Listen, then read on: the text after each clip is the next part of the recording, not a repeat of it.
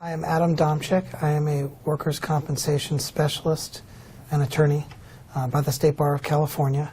I practice exclusively in the field of workers' compensation, and today we are going to be discussing special labor code sections that deal with presumptions for peace officers, safety officers, fire officers.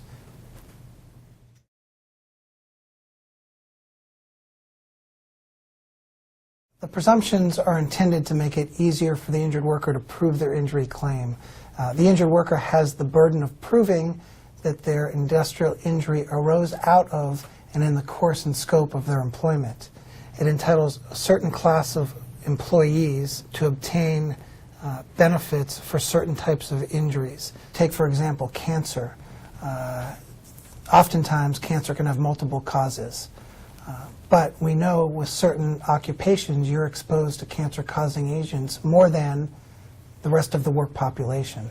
So the presumption in that situation is intended to ease the burden on the injured worker and make it easier for them to prove their injury and get the benefits that they deserve.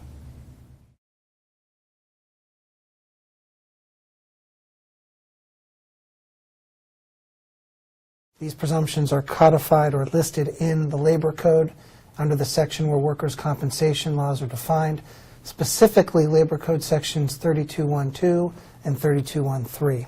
One point about those presumptions in that statute, they've evolved over time, they've been amended over time, and they're not all written the same. They really need to be studied in each and every case to make sure that if an injured employee is inquiring to see if a presumption applies to them, that the code is analyzed thoroughly to make sure it is applicable in that individual's injury case. They were created in part to recognize that certain employees, police officers, firefighters, lifeguards in some situations, parks and forest personnel in some situations, have dangerous jobs and are exposed to environments that would result in them more likely becoming injured in certain ways. Most of the presumptive injuries are serious, life-changing, life-altering types of injuries.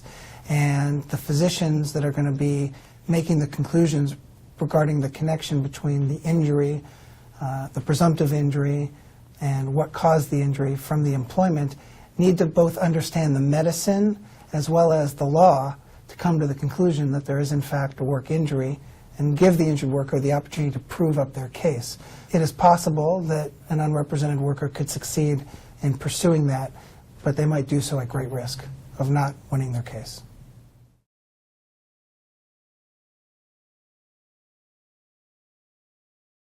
As an attorney that represents injured workers, it's important for injured workers to understand the types of injuries that are covered by these presumptions. They can include a presumption for wearing a gun belt, if you're a certain type of public safety officer, for injury to the low back. There are presumptions related to cancer, pneumonia, meningitis. Those are some of the more prevalent presumptions. There's an additional list of some of the other presumptions that you can find on our website at www.geklaw.com.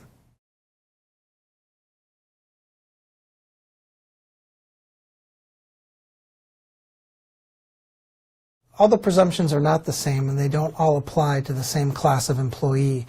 The statutes have been written and rewritten and amended over the years. A certain class of peace officers don't get the benefit of the presumptions. There are also other class of employees beyond peace officers and firefighters. In some cases, lifeguards get some of the presumptions. The statutes need to be studied carefully when an injured worker inquires, hey, does the presumption apply to me in my case? And I always go back, reread the statute, discuss it with the person making the inquiry to make sure that we have a case where the presumption applies.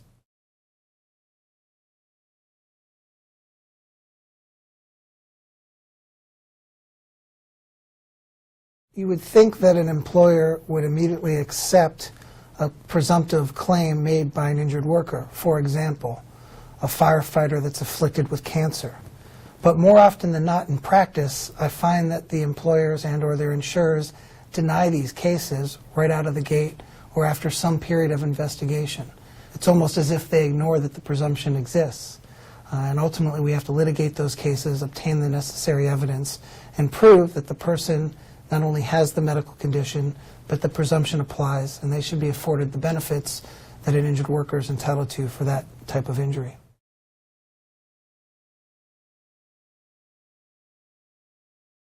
If you're injured on the job and you need to file a claim, there's a statute of limitations that exists. And generally speaking, here's how the statute is defined. You must file a claim with your employer for injury within 1 year from the date that you are injured and you have knowledge that work caused the injury. So you're on the clock once you know that something isn't right and work caused it. And if you choose not to file the claim within that period of time, you may risk not getting the workers' comp benefits that you're entitled to. In the law, we call the statute of limitations a moving target. And it is oftentimes very difficult for a defendant to prove a statute of limitations defense. So I always encourage someone to call, ask a legal expert, someone who specializes in these cases, to see if there's still an opportunity to pursue their claim legitimately and consistent with the medical record and their medical history in the case. The statute of limitations that I described is applicable to all industrial injury claims, not just the presumptive cases that we're talking about here today.